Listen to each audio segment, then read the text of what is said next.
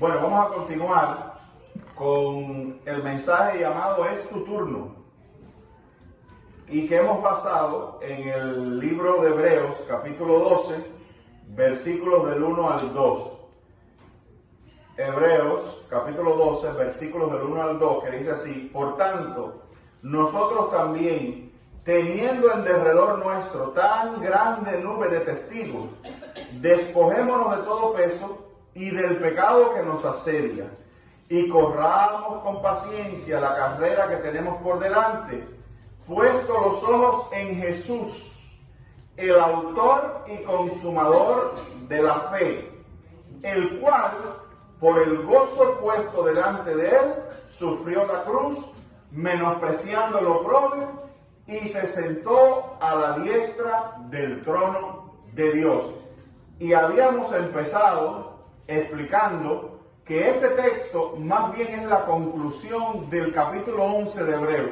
Este texto, que se encuentra al mismo principio del capítulo 12, es la conclusión del capítulo 11, donde se habla de los héroes de la fe, se habla de la pasión con la que se entregaron a Dios, como algunos por la fe hicieron cosas maravillosas, cosas tremendas, cosas que hoy en día miramos, ¿verdad? Y ahí se menciona, y se tira a Moisés, se tira a Josué, se tira, incluso como se va atrás, se tira a Abel, se habla de David, etc. Y de gente que hizo grandes cosas, gente que vivió grandes vidas por la fe, pero también se habla de gente que murió por la fe. Y entonces este texto concluye, y es como si Dios nos estuviera diciendo: bueno, puesto que tienen como testimonio esta vida, o estas vidas que de alguna manera son el legado de la fe que ustedes viven ahora, este texto hace la transición y parece decirnos: pues ahora somos nosotros, o eres tú, que tienes que vivir a la altura de aquellos que nos precedieron. Por eso dice: teniendo en derredor nuestro tan grande nube de testigos. De acá se refiere a esos del 11 que habíamos hablado, a esos del 11, del capítulo 11. Entonces, es como si dijera: puesto que tenemos todos estos ejemplos, todo este legado, pues es tiempo de que nosotros nos pongamos serios con nuestra fe. Amén. Es tiempo de que nosotros vivamos por la fe. Es tiempo de que nosotros nos conectemos con ese maravilloso precedente que tenemos de los grandes hombres de la fe. Y efectivamente tenemos que ver con ellos. Es la misma fe, no una fe distinta, es la misma. Es la fe en el mismo Dios, es la fe con la misma capacidad de poder, con la misma capacidad de entrega, es la misma, no hay diferencia. Amén. Entonces, por eso decíamos que este versículo, este pasaje de Hebreos 12, del 1 al 2, es la transición de la historia de la fe, capítulo 11, hacia tu historia de fe personal.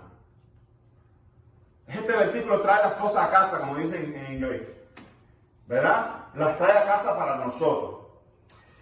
Este versículo nos da el testimonio de cómo se vive por fe y nos dice: es tu turno. Aquello es el legado y tú la continuación. Tú y yo la continuación. Puesto que hay tantos que se han entregado al máximo por la fe, es hora de imitarlo. Y en ese proceso nos va a decir cosas que por la fe tenemos que hacer. Y el proceso de vivir por la fe casi siempre, y a veces esto se nos olvida, esto es muy importante, a veces queremos saltar las etapas.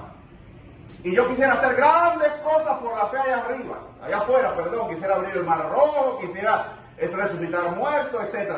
Pero la primera fase de la vida por fe es la personal. ¿Amén? Esa es la primera fase.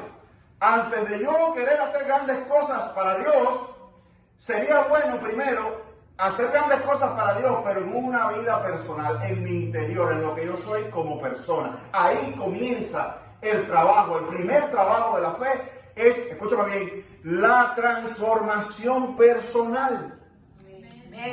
La transformación personal.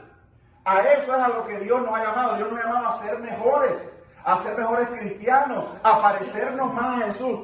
¿Cuál es, para ponerle un poco de forma a la transformación personal? La transformación personal es los rasgos del carácter de Cristo que por la fe comienzan a ser formados en nosotros. Ese es nuestro ejemplo.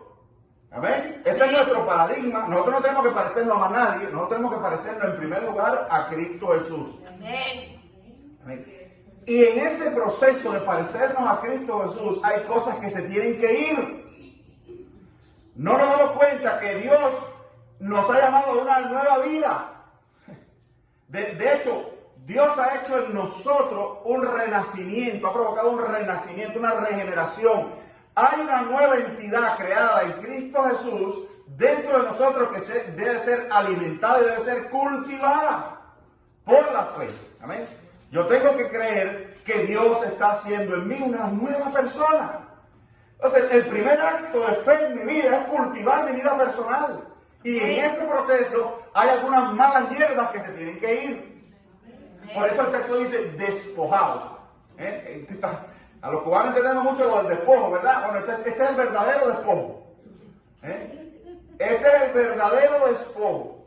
Miren lo que dice. Despojémonos de todo peso y del pecado que nos asedia. Y habíamos hablado el domingo pasado, pasar un poquito por arriba, a los pesos, los lastres, así le pusimos, las cosas que entorpecen, que ralentizan. Ralentizar es poner lento. Que ralentizan nuestra vida cristiana, que nos hacen caminar letárgicamente hacia adelante, que nos impiden desarrollarnos como cristianos. Hay ciertos pesos, hay ciertos lastres que nosotros tenemos que soltar ya. Amén. Amén. Y veíamos que estos lastres o los pesos que nos ralentizan y a los cuales estamos llamados por la fe a cortar con ellos, pueden ser hábitos o indisciplinas, ¿se acuerdan de esa palabra? De la vida anterior. Hábitos o indisciplinas del viejo hombre, que dice Efesios 4:22, en cuanto a la pasada manera de vivir, oiga, más claro en el agua, en cuanto a la pasada manera de vivir, despojados del viejo hombre, no sirve para nada, que está viciado conforme a los deseos engañosos. Hay un viejo hombre, hay una vieja tendencia, hay una vieja disciplina en nosotros, constantemente tirando de nuestro ser hacia las cosas que a Dios le desagradan. Hacia deseos engañosos, a los cuales Dios nos ha llamado a no hacerle caso, a no ceder ante ellos, pero el viejo hombre está ahí. Y entonces es un llamado por parte de Dios a despojarse de todas esas cosas. Amén. De todos esos rezagos de la vida vieja. Y decía, pueden ser hábitos. ¿Qué hábitos, qué cosas tú compulsivamente haces, pero tú sabes que a Dios le desagradan? Amén. Y tú tienes por la fe comenzar el esfuerzo de despojarte de eso. O sea, de no ceder a esa actitud, a ese hábito o a esa indisciplina. A ver, si tú eres indisciplinado para orar, si tú eres indisciplinado para mantener una vida devocional, si tú eres indisciplinado para leer la escritura, pues de eso se trata. Es el viejo hombre que no quiere que tú leas la palabra de Dios, es el viejo hombre que no quiere que tú ores, es el viejo hombre que prefiere que tú te concedas otros placeres y otros tipos de gratificaciones antes de experimentar el maravilloso placer, porque es un placer también, de obedecer a Dios. No hay placer que llene más el alma que el que se siente cuando uno obedece a Dios, incluso el que se siente cuando uno le dice que no a los deseos engañosos. Amén. Entonces ahí viene otra palabra que hemos visto. Deseos engañosos. ¿Ven lo que dice? Despojémonos de todo peso que nos ha... en cuanto a la pasada manera de vivir, despojado del viejo hombre que está viciado conforme a los deseos engañosos. ¿Qué quiere decir? Que ese viejo hombre tiene una serie de deseos y tiene una serie de hábitos a los cuales se ha, adicto quizás no es la palabra, pero sí, digamos, a los cuales se ha condicionado por años y que están ahí constantemente. La vida cristiana es un despojarse, un ir cortando con todas esas cosas. Ya habíamos definido deseos engañosos. ¿Qué son deseos engañosos? Son deseos engañosos porque al inicio ofrecen placer, pero al final terminan con vergüenza, tristeza, miseria y muerte. Y puse esta frase que me llama la atención porque Estela, no está aquí hoy, pero Estela parece que ella vuelve a escuchar mis mensajes y los comenta en Facebook. Y entonces ella comenta frases interesantes que se le vean, qué bueno. Y yo te exhorto a que lo hagas. ¿Tú sabes por qué? Porque si tú comentas el mensaje que yo pongo en Facebook o en YouTube, si tú lo comentas o si tú lo compartes, eso crea un movimiento en el logaritmo. el logaritmo cibernético, y hace que, por ejemplo, esa misma palabra, Estela repitió esta frase que yo voy a decir aquí: el viejo hombre es una incorregible máquina de autodestrucción. Y ella lo puso así mismo, ¿verdad? ¿Te das cuenta? Y qué bueno, eso se le quedó. A veces los mensajes son eso, las cosas que se quedan. Y esa frase es interesante, pero es verídica. El viejo hombre, a través de los deseos engañosos, nos va llevando a cosas que terminan destruyéndonos, nos arruinan todo, nos pueden arruinar la moral, nos pueden arruinar incluso la psiquis, nos pueden arruinar también físicamente. ¿Por cuántos deseos engañosos han llevado a enfermedades? ¿Cuántos deseos engañosos han llevado a problemas en el cuerpo? Problemas incluso psicológicos. Amén. Y al principio decían que no, al principio te decían, no, esto vas a sentir bien, esto va a ser gratificante, pero allá te vas y terminas arruinado financieramente, matrimonialmente. ¿Cuántas ruinas se esconden detrás de los deseos engañosos? Mira, es como una baraja, es como un abanico de posibilidades del mal cuando uno sigue los deseos engañosos.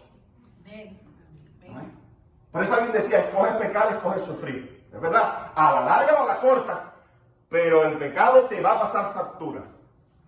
Los deseos engañosos te van a pasar factura. Un buen día te descubre que estás preso de ellos y no puedes escapar. Un buen día descubre que has desperdiciado tantas cosas en la vida, tantas buenas relaciones, tantas buenas oportunidades. Un día te encuentras solo, porque por mantener vivo en ti cierto deseo engañoso, ya nadie quiere estar cerca de ti. Y recuérdense que les dije, no piensen que deseo engañoso, porque dije ahí, usé la palabra placer, y cada vez que la gente oye la palabra placer, inmediatamente la mente piensa en sexo. Inmediatamente. Pero es que el placer, comer es un placer, por ejemplo, ¿verdad? Placeres hay un montón. Son aquellas cosas que producen esa gratificación, ese disparo de sustancias mentales que te hacen sentir como si una droga surgiera de dentro de ti y crear en ti un estado de beneplácito, de satisfacción, pero a veces es de corta duración, a veces instantáneo. Luego sobreviene una realidad con la que el placer no me había dicho al principio, y esa realidad me hace daño. ¿Amén?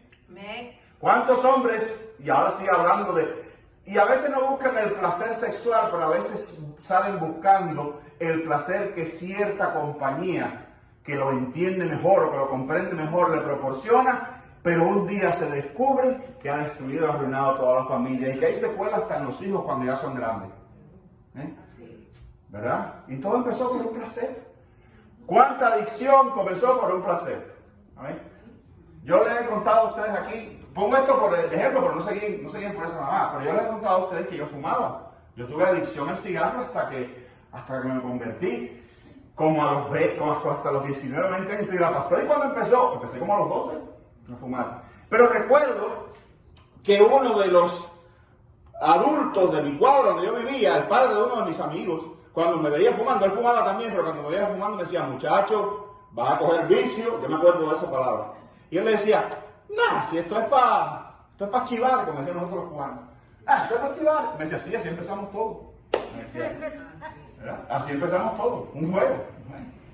Y efectivamente era un placer, era algo rico sentarse con el cigarro. Incluso yo me sentía hasta adulto, ¿sabes? Cuando uno es chiquito quiere ser grande. Yo me sentía hasta mayor, me sentía quizás interesante y todo eso.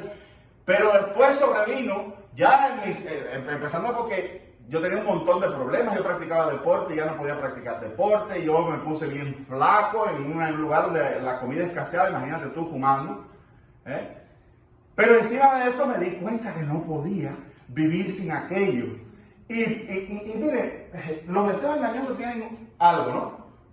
Ellos te enganchan y cuando tú vas en pos de ellos te das cuenta que te has convertido en algo inferior que un ser humano.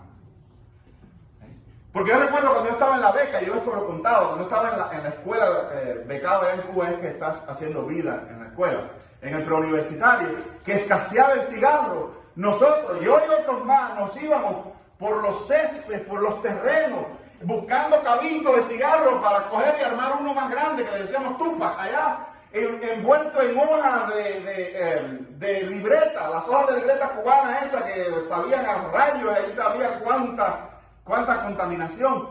Pero imagínate usted un ser humano creado a imagen y semejanza de Dios, en 4 patas por el césped buscando cabitos de cigarro, porque por el vicio no podía estar sin fumarse un cigarro.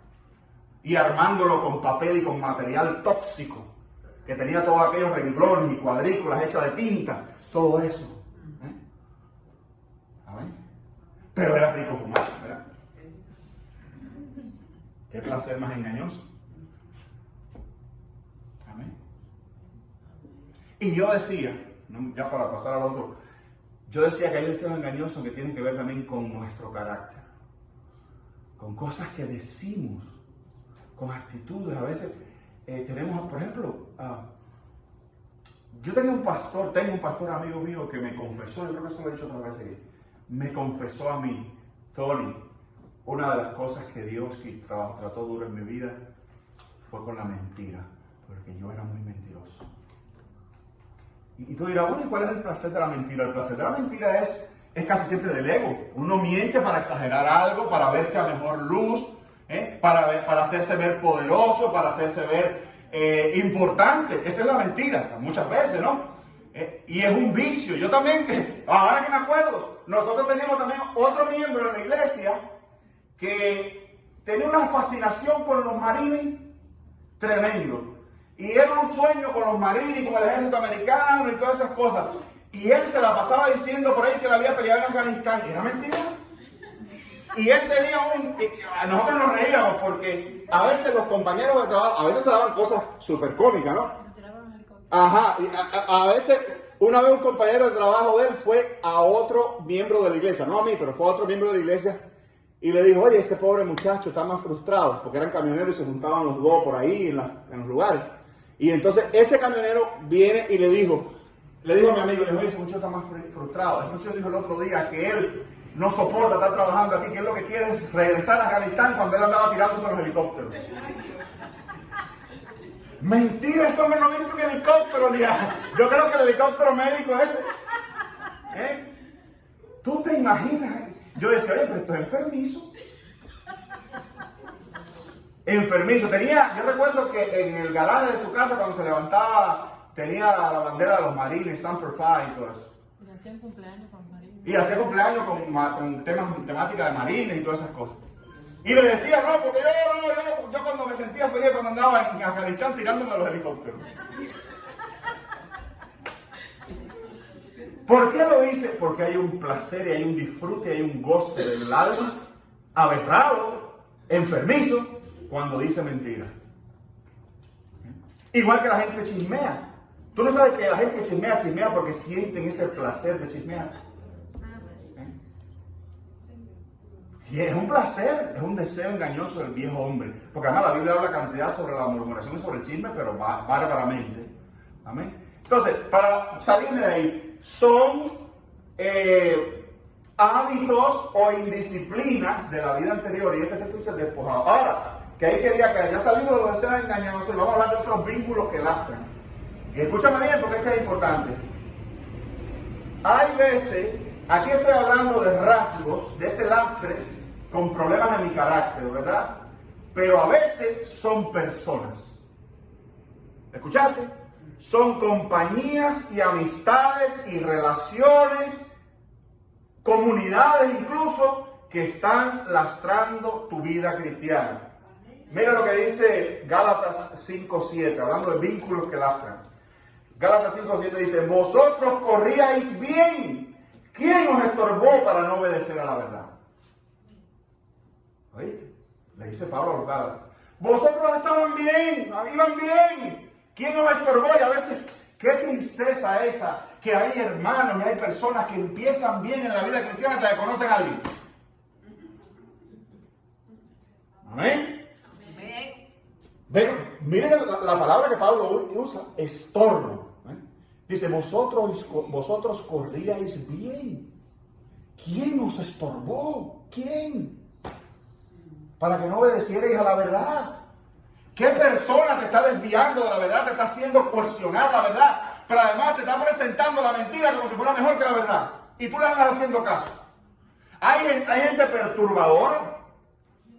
¿A ti no te ha pasado que tú estás en el mejor momento de tu fe y 3 minutos con alguien y se te acabó toda la felicidad? Esos son lastres. Perdóname, suena cruel, pero si hay personas que están dañando tu relación con Dios, se tienen que ir. No, pastor, que a lo mejor yo le convierto. Que lo convierto, te está convirtiendo en ti.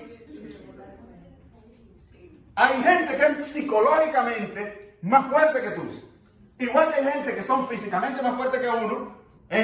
Tú puedes ser muy fuerte, tú puedes ser Sansón Melena, pero siempre va a haber alguien más fuerte que tú. Así mismo, aunque tú te pienses que yo no soy tan débil de cerebro, pastor. ¿Tú crees?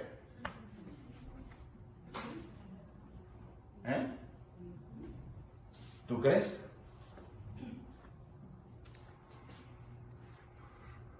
Yo en una oportunidad tuve que decirle cosas que no he hecho mucho, pero en una oportunidad tuve que decirle a un miembro de la iglesia que se fuera de la iglesia. Iba muy bien.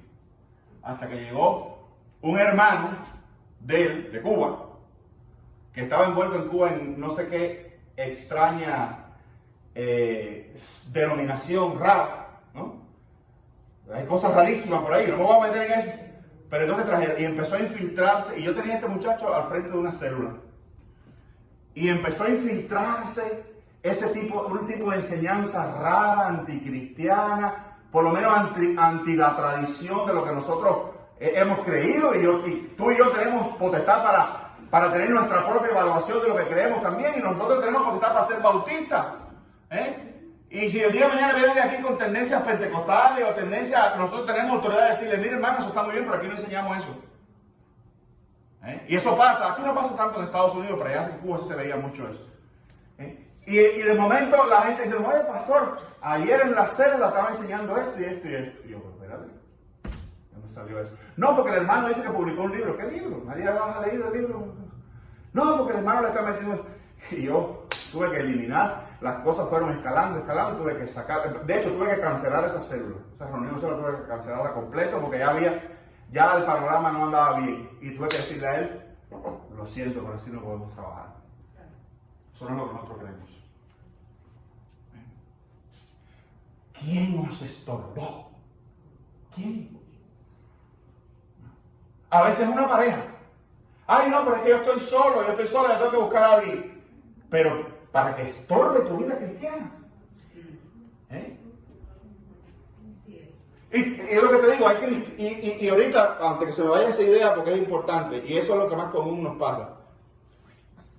A veces, dentro del ambiente, de la atmósfera cristiana, hay gente que tiene esa capacidad de robarnos el ímpetu cristiano, ¿verdad? De en vez de traer, y es una relación, a veces no es pelearse, fíjate, a veces no es que hay que pelearse con él, pero a veces hay que dejar de frecuentarlo. Porque si yo voy a tu casa y voy con gozo y con alegría y con ánimo, salgo de ahí por el piso. ¿Verdad? Si hay gente que la visita solo es hablar de lo que está mal, hablar de lo que no se hace, hablar de lo que pudo ser y no fue, y tú sales ahí pensando que el mundo es una basura y que el cristianismo no funciona, pues mira, deja eso. Deja eso. Hay hermanos muy buenos en la fe que dicen, no, pero ya yo no voy a la iglesia. Ya no voy a la iglesia, porque la iglesia lo que es un montón de hipócritas. Eso es mentira, eso es una falacia del diablo. Amén. Dios te ha llamado a ti a una congregación, a una iglesia. Dios no tiene vía expresa de salvación para la gente. Todos nosotros nos vamos a salvar en una comunidad. Bueno, a los que puedan, ¿no? Vamos a ser parte de una iglesia.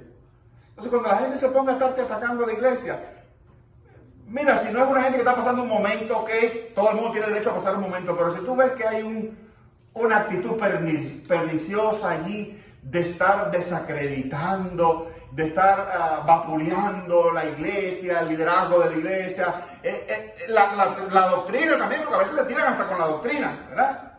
Ah, yo no necesito ir a la iglesia, eso Dios me lo ha enseñado, yo puedo andar con Dios solo aquí. Sepárate de toda esa gente. Si hay alguien que te hace a ti ser peor cristiano, alerta. Si hay alguien que, como decimos nosotros en la casa, te roba la bendición, a veces yo salgo de aquí o algo de eso y tenemos alguna discusión con las hijas mías o algo de eso, y a veces yo uso esta frase. Vaya, fulano, ya me quitaste la bendición. Y entonces ella me dice, oye, pero qué floja la tenías cuando te la quitaron tan rápido, ¿verdad? ¿Es verdad? ¿Eh? En ese sentido es broma, pero sí hay que tener cuidado con aquellos que te alejan de Cristo, te alejan de Dios, deconstruye lo que tú has logrado, tus hábitos. Amén. Como gente que dice, no, pero no hay que orar tanto, ay, qué locura es estar orando todos los días. Y tú piensas, ay, ¿verdad que sí? Yo, ¿sabes? Yo oro todos los días, porque en verdad, yo creo que tienes razón, déjame orar un día sí, un día no. Ora tú un día sí, un día no, yo oro todos los días. Amén. Ay, ¿para qué tú das el diezmo? No des diezmo eso, que la vida es esto, que la vida... Ay, yo creo que sí, deberíamos dar el diezmo. Bueno, si él no lo está haciendo. Pero si a ti te ha bendecido Dios, déjalo ver que crea lo que quiere, a ti te ha bendecido desde que lo está dando. Y Dios te ha multiplicado y te ha traído aquí, te tiene acá y te tiene allá, etcétera, etcétera. Ten cuidado. Te voy a repetir este texto que está bueno. Vosotros corríais bien. ¿Quién os estorbó para no obedecer la verdad? ¿Quién está entre Dios y tú? Estoy hablando de gente, olvídate del rasgo del carácter, ya pasé de ahí, de los deseos engañosos. Ahora estoy hablando de gente. ¿Quién está entre Dios y tú? Hay gente que son estorbos, son tóxicos para la vida cristiana. Amén. Amén. Amén. Amén. Hay trabajos que son tóxicos para la vida cristiana. Ay, pastor, pero algo tengo que vivir de Dios, de la fe. La Biblia dice que uno vive por la fe.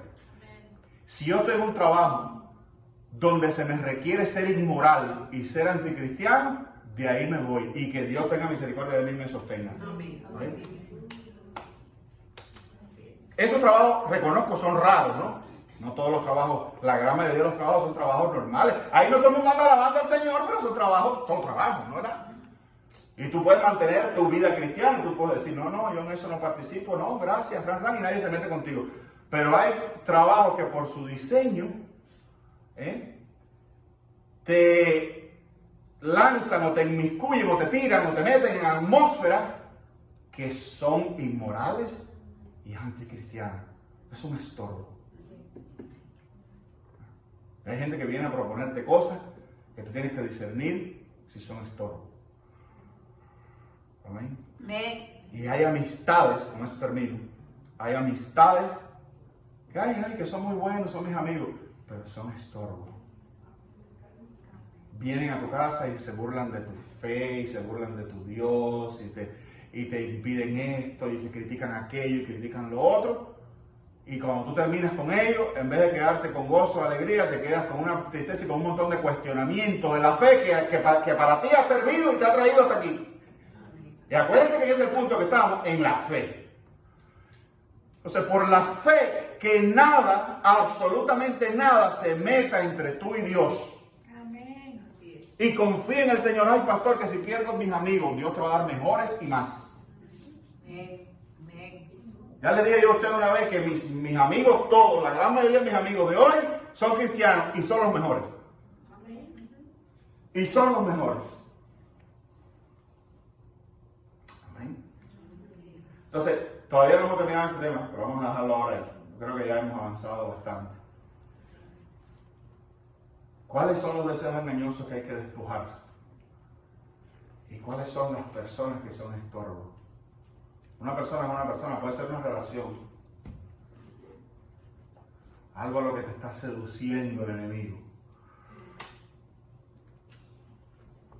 Ten cuidado con los caballos de Troya. ¿Sabes la historia del caballo de Troya, no? Sí. Lo metieron en la ciudad de Troya llena de griegos adentro.